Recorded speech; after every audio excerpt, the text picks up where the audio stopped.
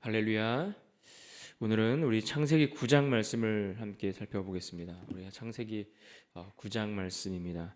하루 한 장을 시작하면서 벌써 이제 지난 한 주, 이번 한 주 두 번째 주를 우리가 마무리하는 쯤이 되었습니다.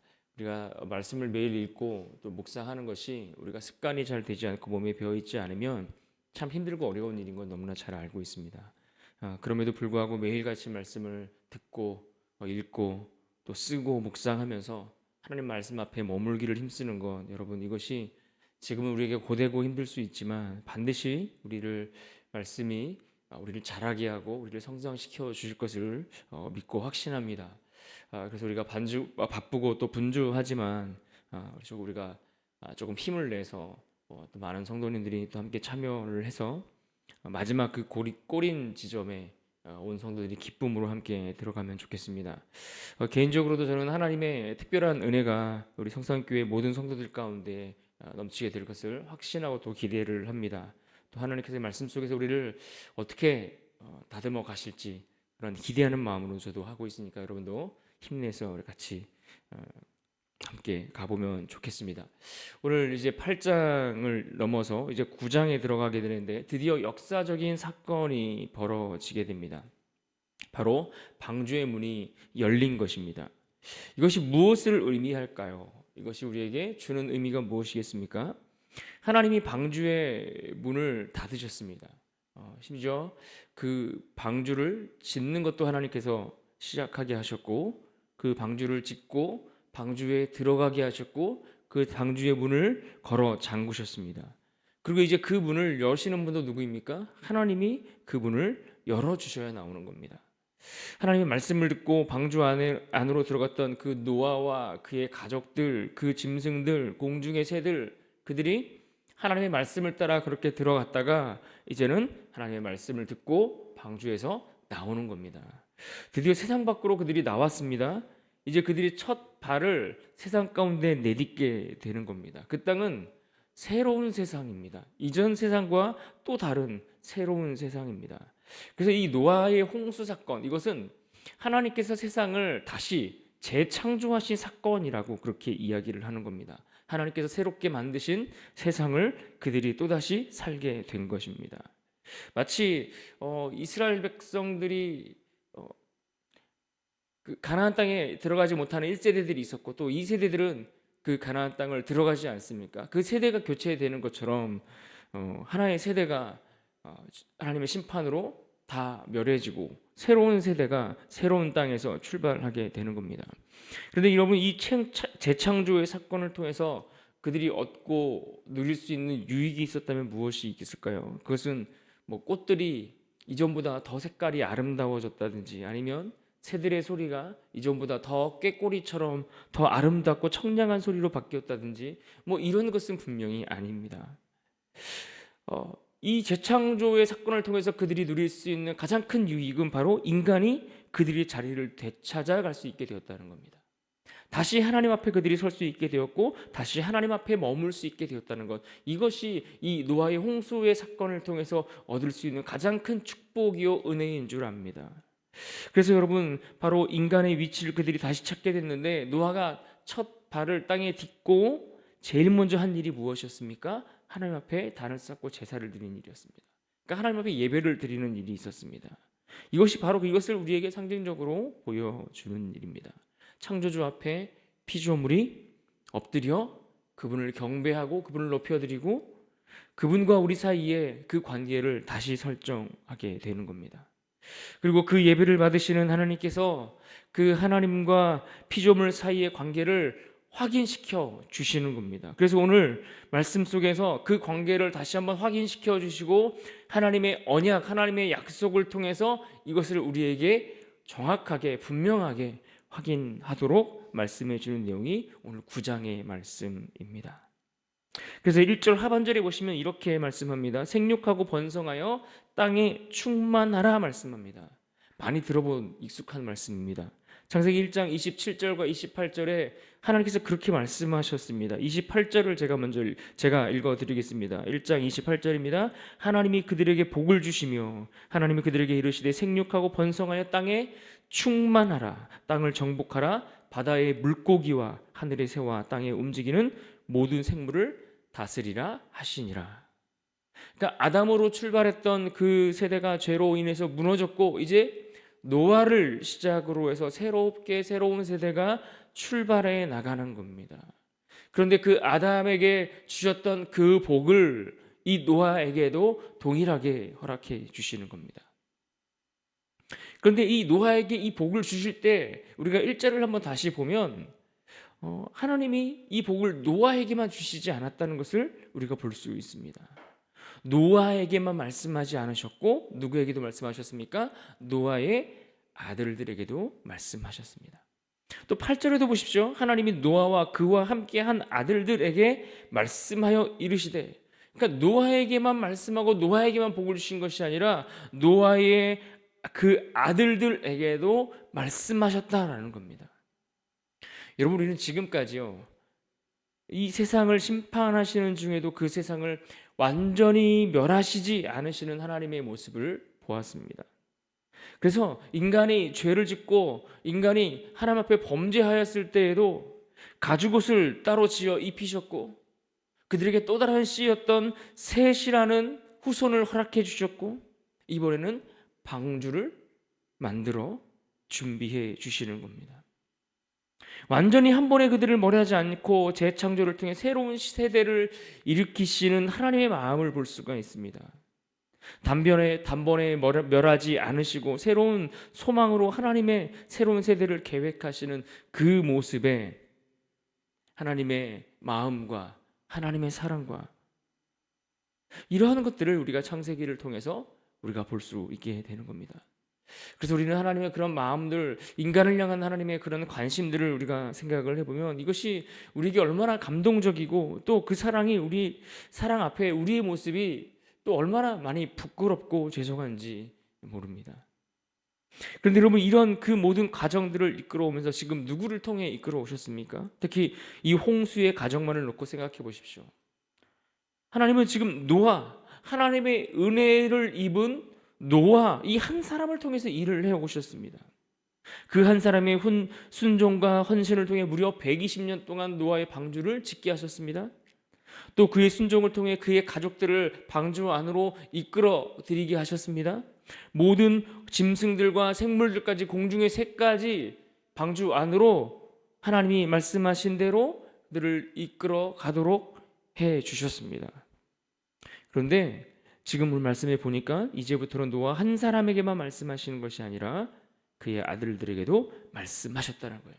그들에게도 복을 주시며 약속의 말씀을 주시는 겁니다. 여러분, 이 장면이 얼마나 가슴 벅찬 순간인지 모릅니다. 왜 그렇습니까? 노아의 아들들은요, 지금까지 하나님을 어떻게 알았는가? 그의 아버지 노아를 통해서 알았습니다. 노아에게 말씀하시는 하나님을 노아를 통해서 알게 된 겁니다. 아버지 순종하는 모습과 또 그가 방주를 지으면서 세상 사람들의 그 비웃는 그 모습에도 불구하고 신실하게 하나님 앞에 살아가는 그 모습을 통해 하나님을 배웠고 하나님을 알게 되었고 하나님이 어떤 분인지를 이해하게 되었습니다. 그리고 그 아버지를 통해 방주에 들어갔습니다. 그리고 그 방주에서 1년여 시간을 함께 보내면서 이 노아를 통해서 하나님이 어떤 일을 하시는 분인지, 이 노아를 통해서 하나님이 어떤 분인지를 그들도 배우고 알았다는 겁니다. 그런데 이제는 하나님이 노아에게만 말씀하지 않고 그의 자녀들에게도 말씀하시는 겁니다. 이제는 아버지의 하나님이 아니라 이제는 누군가가 전해주는, 누군가가 만났던 그 하나님이 아니라 내가 만난 하나님으로 그들도 하나님을 뵙게 되는 겁니다. 하나님 앞에 내가 서고 내가 하나님 앞에 서서 그분의 하시는 말씀 앞에 내가 엎드려 그분 앞에 순종하고 내가 엎드려 하나님을 예배할 수 있게 된 겁니다. 여러분, 신앙은 그렇게 전달되는 겁니다. 처음 믿은 부모에게서 또 나보다 먼저 믿은 믿음의 선배들을 통해서 그 신앙을 우리가 배우고 알아가게 되는 겁니다. 그러나 어떻습니까? 때가 되면 어느 정도 나이가 자라고 성장하면 우리의 신앙은 내가 하나님 앞에 서는 신앙이 되어야 하는 겁니다. 우리 교단은 여전히 유아 세례를 주지 않습니까? 어릴 때는 부모의 신앙과 보호 아래, 믿음의 고백 아래 그들이 지도를 받는 겁니다. 가르침을 받고 그렇게 부모를 통해서 보호를 받고 그렇게 부모를 통해서 하나님을 알아가게 되다가 자라고 나이가 성장하면 그것을 나의 신앙으로 받아들이고 고백하는 겁니다. 나의 하나님으로 고백하는 것. 여러분, 부모나 그리고 또 먼저 믿는 자들에게 주어진 책임이 무엇입니까? 바로 이것입니다. 내가 만난 하나님을 나의 자녀들에게도 가르치고 알게 하는 것, 이것이 우리에게 주어진 사명이요 책임입니다. 여러분, 내가 만난 하나님을 자녀들에게 가르치는 것.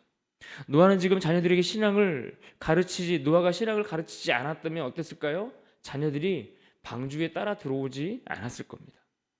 적어도 노아는 자녀들이 세상으로 가도록 내버려 두지 않았습니다. 6장의 말씀처럼 하나님의 아들들이 사람들의 딸들과 결혼할 때, 그러니까 남자들이 그 세상의 아름다운 여자들의 그 모습을 보고서 여러 여자들을 아내로 삼았던 것처럼 당시 세상의 그 풍습을 따라가도록 내버려 두지 않았다는 거예요. 그리고 무엇보다 그가 하나님 앞에 사는 그 모습 속에서 어떻게 그가 순종하고 어떻게 헌신하는지 그 모습 속에서 하나님을 믿고 섬기는 것이 무엇인지를 분명하게 보여주었고 가르쳐 주었던 겁니다. 여러분, 자녀들이 신앙의 문제를 가지고 타협하기 시작하면 우리 자녀들이 하나님을 떠나 세상으로 가는 그 길을 막을 길이 없는 겁니다. 타협해서 낼 일이 아닌 겁니다. 어떻게 해서든 우리는 하나님 앞에 머물도록 결단하기를 힘써야 합니다. 노아에게만 말씀하셨던 그 하나님이 이제는 그의 아들들에게도 말씀하심 같이 우리 자녀들에게도 말씀하시기를 사모해야 합니다. 여러분, 이것이 우리가 해야 할 일이고 우리 교회가 감당해야 될 사명인 줄 믿습니다. 여러분, 노아와 그의 아들들에게 말씀하시는 그 하나님은 이제 그들로 하여금 세상에서 그들이 생육하고 번성하여 충만하라고 말씀하십니다. 생육하고 번성하여 충만하라. 그런데 보면 이 홍수 이전과 홍수 이후의 그 모습을 보면 환경들이 많이 달라진 것을 우리가 생각해 볼 수 있습니다. 궁창 위에 물이 다 쏟아졌다고 그랬거든요. 바다 깊은 곳에 샘만 터진 것이 아니라 궁창 위에 있는 물들이 다 쏟아졌다고 했습니다. 그러면서 오존층을 막아주던 그 어떤 그런 보호막들이 다 사라진 겁니다. 그러니까 환경적으로 뭔가 많이 달라졌다라는 이야기입니다. 그래서 실제로 성경에도 보면 노아 홍수 이후에 어떻습니까? 인간의 수명도 급격하게 현저히 낮아지고 떨어지는 것을 봅니다. 그러니까 환경이 많이 바뀌었다는 이야기입니다. 그때와 달라졌다는 이야기죠. 그래서 하나님은 달라진 그 환경에 맞게 그들에게 채소뿐만 아니라 3절의 말씀처럼 육식을 먹는 것도 허락해 주셨습니다. 그러니까 오늘 우리가 고기를 먹게 되는 것도 바로 이때부터 시작되었다는 이야기입니다. 그런데 하나의 조건을 다셨습니다. 무엇입니까? 고기를 먹되 육식을 해도 좋은데 핏째 먹지 말라고 그렇게 조건을 달아주셨습니다. 왜 그럴까요? 그것은 아담 이후에 그 타락한 인간들 안에 있는 본성의 악함을 주님께서 아셨기 때문입니다. 그래서 어떤 하나의 경계선을 지어주시는 겁니다. 생육과 번성을 위해 고기를 먹을 수는 있지만 그러나 그런 것들로 인해서 생명을 하찮게 여기는 그런 행동들에 대해서 금하고 있는 겁니다. 특별히 사람의 생명을 해치는 건 여기에 대해서 하나님께서 경고하십니다. 왜요?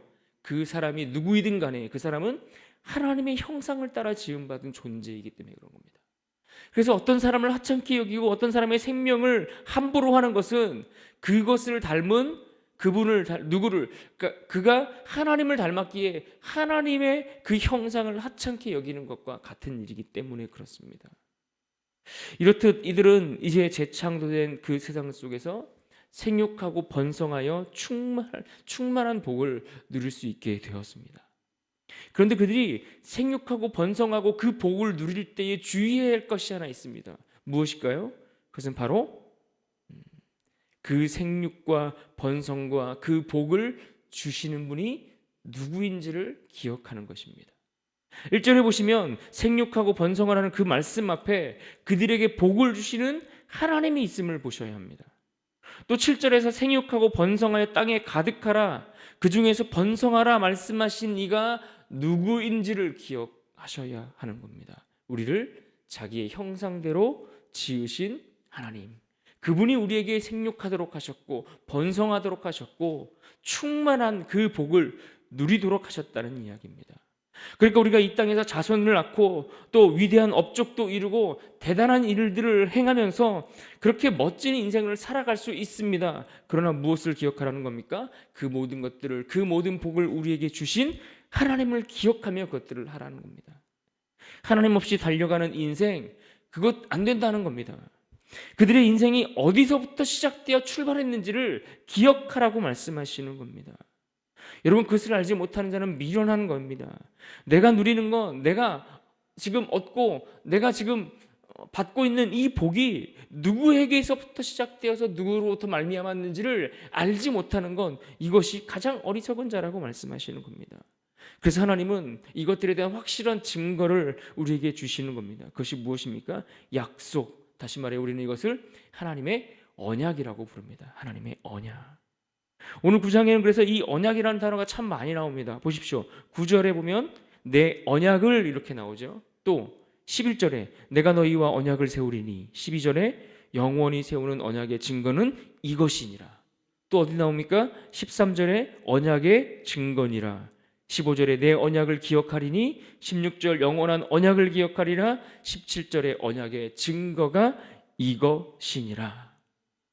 언약이라는 단어가 계속해서 7번이나 반복되면서 나옵니다. 강조하고 있는 겁니다. 하나님이 우리에게 약속을 주셨다는 거예요. 하나님이 우리에게 언약을 주셨다는 거예요. 그 약속을 기억하고 그 언약을 붙들고 너희들에게 허락한 그 복을 이 땅 가운데 누리며 이 세상 가운데 살아가라 라고 말씀하시는 겁니다.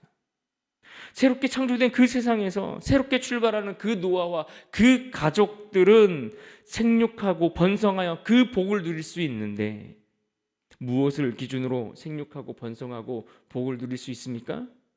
하나님 주신 약속, 하나님의 그 언약 위에서 생육하고 번성하여 충만하여 그 복을 누리라는 겁니다.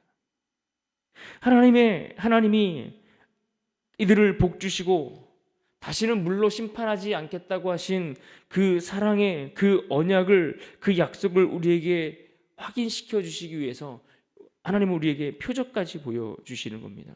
그래서 무엇을 두셨다고 했습니까? 구름 사이에 무지개를 두셨다고 했어요. 그래서 이 무지개를 보고 내가 너희와 세운 이 언약을 영원히 기억하겠다 말씀하시는 겁니다. 하나님은 우리에게 약속을 주시고 하나님은 그 약속을 하나님이 지키시고 하나님이 이루어 가시는 겁니다. 그러므로 우리는 그 약속을 누리며 살아가는 겁니다. 열심히 수고하고 열심히 애쓰며 열매도 맺고 풍성한 좋은 것들을 누리십시오. 다만 우리에게 이 모든 것을 허락하시는 하나님의 약속을 놓치지 마시기를 바랍니다. 그 약속 안에서 내 자리를 점검하고 하나님의 그 약속 안에서 내 연약함에도 불구하고 물로 심판하지 않으시는 하나님의 그 사랑을 확인하고 내 자리를 점검하는 겁니다. 그래서 그 사랑 안에서 주님의 사랑도 깨닫고 그 약속 위에서 내가 살아가야 할 삶의 방향을 분명하게 점검하며 나아가시기를 바랍니다. 그러므로 오늘 우리가 이 아침에 꼭 기억할 말씀이 있습니다. 그것은 13절 말씀입니다. 13절 말씀, 내가 무지개를 구름 속에 두었나니 이것이 나와 세상 사이의 언약의 증거니라. 여러분, 하나님은 이 약속을 지키기 위해 그 아들 예수 그리스도를 우리에게 보내주셨습니다. 그리고 오늘 우리는 그 약속의 가장 확실한 증거 되시는 그 주님을 믿고 그 복을 누리는 자들로 이 땅을 살아가고 있습니다. 죄 가운데 버려두지 않으시고 도리어 생육하고 번성하여 충만할 수 있는 은혜를 주시는 하나님이십니다. 오늘 이 하루를 살아갈 때에 이 언약의 말씀 위에 신실하신 하나님의 이 사랑 위에 우리를 통해 또 우리를 자녀를 통해 그 말씀이 성취되고 완성되는 것을 우리가 경험하게 될 것입니다. 우리 모두가 이 복된 인생으로 살아갈 수 있기를 주님의 이름으로 축원합니다. 아멘. 같이 한번 기도하겠습니다. 두 가지 기도 제목으로 함께 기도하겠습니다. 첫 번째, 나의 순종을 통해 나와 내 가정, 특별히 우리 자녀가 하나님을 경험하게 하여 주시옵소서. 두 번째로 기도할 때 하나님의 언약 안에서 순종함으로 주시는 그 복을 오늘 우리가 누리는 그러한 인생 되도록 인도하여 주옵소서. 같이 우리 한 목소리로 기도하며 나갑시다. 기도하겠습니다.